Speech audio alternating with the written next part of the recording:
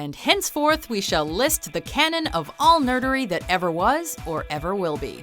Welcome to WatchMojo.com, and today we're counting down our picks for the top 10 signs that you're a nerd. George language, vaudeville rot. For this list, we're throwing out a few clues that you can use to figure out whether or not you are king or queen of the nerds, or just a nerdling. Abed, don't help him. You're the dungeon master. Just kill Pierce and give Neil back his sword. He's upset. In no way are we judging nerds. Hey, we are pretty nerdy ourselves. We're just saying that if you fall into any of these categories, your membership in the Nerd Club is almost assured. With his dying breath, he utters, "The Dark Lord will kill you all." Wait, these things can talk? Number 10, you hate being asked if you like The Big Bang Theory. Do you want to join us for Thai food and a Superman movie marathon? A marathon? Wow, how many Superman movies are there?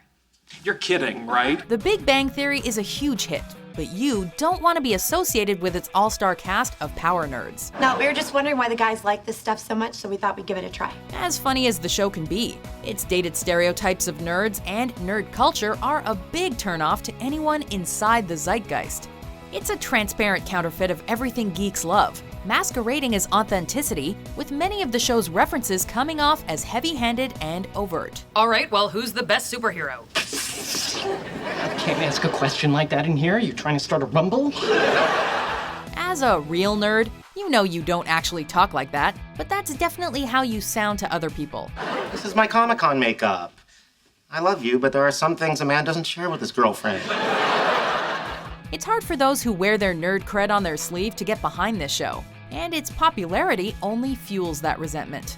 Sorry, is our nerd showing? It's a touchy subject. Gentlemen. Number 9, you have large collections of memorabilia. That's funny. I didn't even know you girls talked like that. Do you have movie figurines in plain view and in the packaging in your home? Comic books on display? Take a good look at the posters on your wall. What does your board game collection look like? Yeah, I think he likes action figures even more than you. Over the years, you may have amassed a few things. Literal physical things that beautifully demonstrate a level of geekdom that might shock the average individual. Even if you can't afford that $150 Lego Millennium Falcon, you still want it. And you might just save up to get it by skipping an evening with friends. But is that even a problem? No. You cherish the experience to load up on your memorabilia stockpile, which is proudly exhibited at the heart of Nerd HQ. I just sold a guy's G.I. Joe for $1,000. Really? Do you have any of those? Yeah. You do? I have 47 of them. Number 8, you know what a D20 and THACO is. What do you call that crap with the Dungeons and the Dragons? Dungeons and Dragons? That's the crap. Loving Star Wars, waiting in line to see the new superhero movie, or playing a few video games are no longer things that separate nerds from average people. Dungeons and Dragons, however, that's still a place that only true nerds call home. Shouldn't there be a board or some pieces or something to Jenga? No, this is a role-playing game. It takes place entirely in our collective imagination. Not only is the level of organization required to coordinate an evening of tabletop role-playing games too much for the casual geek, learning and keeping up with the ever-changing rules definitely also earns you serious nerd cred. I take my throwing knife and throw it knife style. You do 10 points of damage. Look at that. What am I not good at? Sex. So if you don't know what a 20-sided die is for, or why you need to know your character's chance to hit an armor class of 0, you might have to step aside. Can't hear you over the sound of me rubbing his sword on my balls. Pierce, you! You have successfully rubbed your balls on the sword. Number 7, you're oddly formal in your online communications. Whether or not you have an email signature that involves Latin, Klingon, or Dothraki, you still may show other signs of online nerdery. 27 lawyers in the room. Anybody know post hoc ergo propter hoc? Josh? Being overly polite in emails, especially emails to your friends, and using words like gentleman or milady is a dead giveaway. Terms like good sir or kind sir may also be in your repertoire. Right in the middle of things, I guess you called her milady? You may even proceed an epic YouTube comment rant with such words, perhaps to mask your nerd rage or even to lend some humor to your meltdown. So you get nothing! You lose! Good day, sir!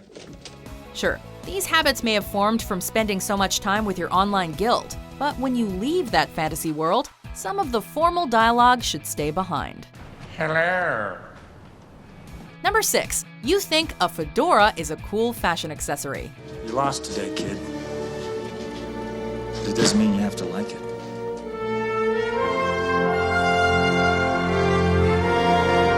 Unless you're a badass archaeologist with a whip and a blasé attitude, you shouldn't even bother bringing a fedora home from the fedora store. How can you tell if you're wearing a fedora properly?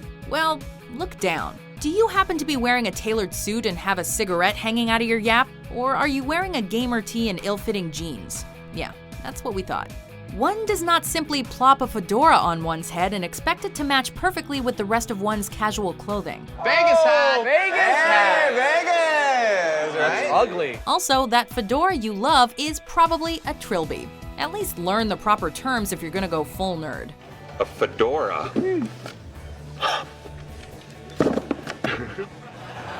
I'm Indiana Jones. I'm Indiana Jones! Number 5. You cringe when people confuse Star Trek with Star Wars. So, live long and prosper. Whatever. We think we can all agree. Star Trek and Star Wars are completely different things. Just because they're both set in space doesn't mean they have much else in common. It's obvious where the mistake comes from. The title similarity is an unfortunate coincidence. But with the franchises being as popular as they are, you will accept no excuse. I got him! Great kid! Don't get cocky! Believe us, we understand your frustration when you mention William Shatner, and they reply with, "Nah, I don't really watch Star Wars." Nice poster. Oh, what, like you a big fan of the Fat? No. It's always more of a Star Wars guy. Star Wars guy. Who is this man? You know you probably shouldn't correct them, but if you don't, then that person will have to live their entire lives not knowing the difference. And you definitely can't have that, can you? You are a sad, strange little man, and you have my pity. Farewell. Number 4. You enjoy debates about trivial and fictional things. The first season, when you watch it the second time, is better than the third season. And the fourth season, when you watch it the fifth time, is equal to... Ask yourself, good sirs and fairest of maidens, is it really crucial to understand the importance of Trek, Wars, B5, BSG, or Firefly in the larger scheme of things? We've done the impossible. That makes us mighty. Of course it is. Because you're a nerd, such conversations actually bring intense pleasure. Okay, he's a Wookiee, and his kind is actually more intelligent than they appear. That's why you have strong opinions on the following statements. Scully was way too good for Mulder, Lost made sense, and Sliders is an underappreciated masterpiece. But there are some social situations where you can and should let the little things go. Example, dinner with your in-laws. If they think Spider-Man is in the Justice League, that Call of Duty is the best video game ever, or that Greedo shot first, you can let it slide. This time. No! Okay, Tyrion Lannister, why don't you just cast a spell and get us the waffle iron back? Oh, okay. I don't even have time to tell you how wrong you are. Actually, it's gonna bug me if I don't. Number 3. You wear t-shirts that make deep references. If you get T-Fury emails and you actually get the references on everything they have in stock, you may be a nerd. Yep, that meathead at the gym has a t-shirt with Captain America's shield on it, and your dad uses a Superman magnet to tack his bills to the fridge, but it takes a true nerd to wear a t-shirt with obscure and layered references. Star Wars fun fact number 7. George Lucas based the film structure on Akira Kurosawa's The Hidden Fortress. Because constantly quoting movies and TV shows isn't enough, right? Maybe you can clothe yourself for a week entirely with swag you bought on ThinkGeek or Loot Crate, but you probably shouldn't. Especially for that button-down office job interview you've got on Tuesday. Also, that Teenage Mutant Ninja Squirtle shirt probably doesn't even fit anymore anyway. Number 2, you quote lines in fake languages. What's the Elvish word for friend? Melon. You've seen The Lord of the Rings enough that you've memorized all the Elvish. You bothered to remember what Valar Morghulis means in High Valyrian. Valar Morghulis. Yes. All men must die. Your Klingon to English dictionary is dog-eared and worn, and your Wookiee is dead on. But that's not the case for everyone, and spouting any of these fictional languages on the regular may result in awkward silences and wide-eyed stares. I'm Slowski Cooch! Klingon insult. You have no honor. There are some instances where these pieces of knowledge would come in handy, but let's face it, The Forest of Mirkwood is just too far away, Westeros seems pretty sketchy at this point, and you're not going to be involving yourself in any Klingon honor rituals anytime soon, we hope. Hak, Zhaj, Shokov Moach. So all we're saying is, think before you quote. That means nothing. It's gibberish. What? That's not gibberish, it's Klingon. Before we unveil our number one pick, here are some honorable mentions. I don't believe it. That is why you fail. And I told you guys you didn't have to dress up. Oh, we were wearing this when you called. Yeah, when we dress up, you'll know it. And oh my god, you guys would make the best Luke and Han. Excuse me? Oh, Star Wars cosplay. Cosplay? Costume play. One does not simply walk into Mordor. Surprise, motherfucker. Number 1. You're super into extended universes and lore. Many Bothans died to bring us this information.